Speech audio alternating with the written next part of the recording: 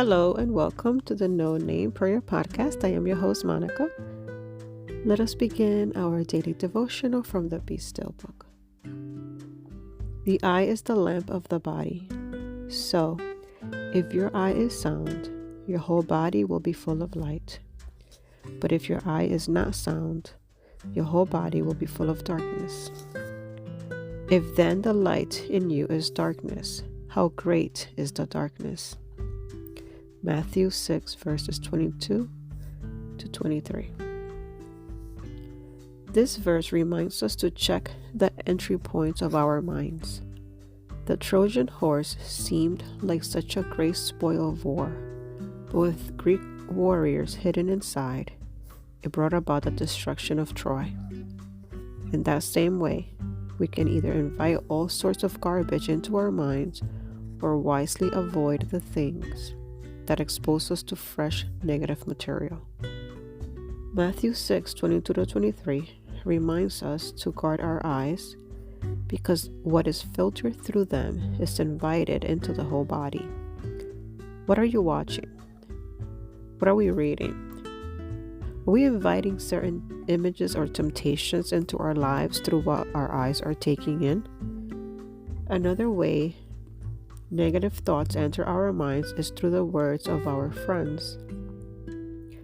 In 1 Corinthians 15 verse 33, we are reminded that bad company corrupts good morals. We are a reflection of the people who are closest to us. What kind of qualities should tip us off that a person might not be the wisest choice of friend? Proverbs 22 verses 24 to 25 tells us to keep an eye on the way that people deal with anger. Gossip is another thing to watch for. Proverbs 18 verse 8 says that the words of a whisperer are like delicious morsels. They go down into the inner parts of the body. Which of the entry points to your mind are often left unguarded? What you look at? Whom you spend time with? What you listen to? Where you go? What can you do to better protect yourself? Even though we have enormous spiritual power within us, we still need to guard the entry points to our minds. There are some situations that are guaranteed to take us down a bad mental path. Choosing to stay home rather than putting ourselves in a place where we are probably going to be filled with wrong thoughts isn't cowardly. It's wise. Recognizing that certain friends bring out the worst in us and reducing our time with them is prudent. This doesn't mean that we should retreat into a Christian bubble. We are meant to be the sweet fragrance of Christ to people who don't know Him. But we need to pay attention to whether we are being the influencers or the influenced. Dear Lord, please help me identify anything that needs adjusting in this area of my life. Amen. It's so important for us to be on guard and to guard our minds and our hearts, our eyes,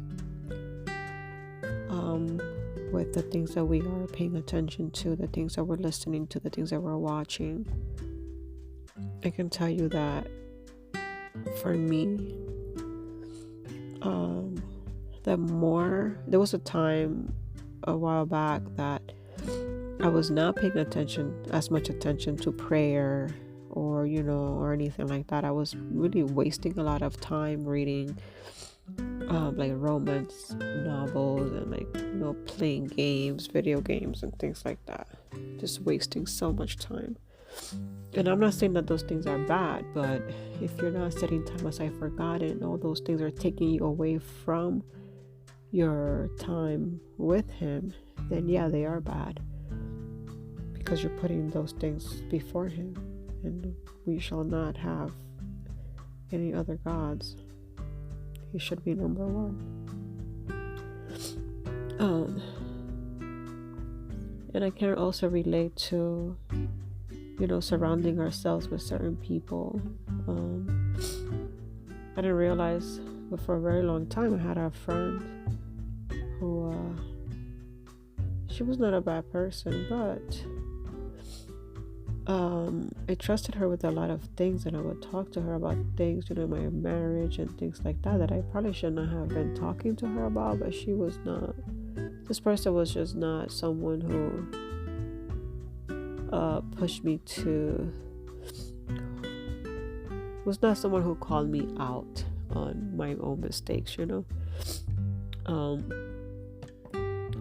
So for a very long time I always saw any issues that my husband and I had, it was it's his fault, because the person that I was closest to didn't push me to self-reflect and see myself as the person with a problem when it was me. But anyway, let's surround ourselves with people that are going to help us to be better, to do better, a true friend will call you out when you're in the wrong. Okay? Being a true friend does not mean that they're going to agree with everything that you're doing, because that's just not a good friend. A good friend wants the best for you and wants you to be better every day.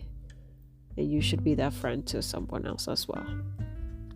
So gossiping, lying, criticizing other people, just being rude to others,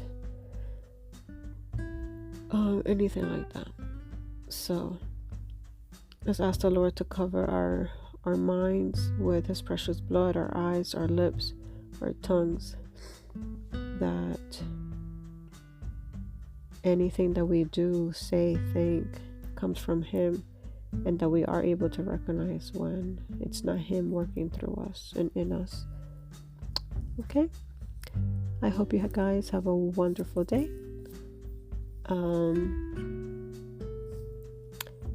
Say a prayer for me. I will be saying a prayer for you. God bless you. And I hope that you guys are enjoying your holidays with your family.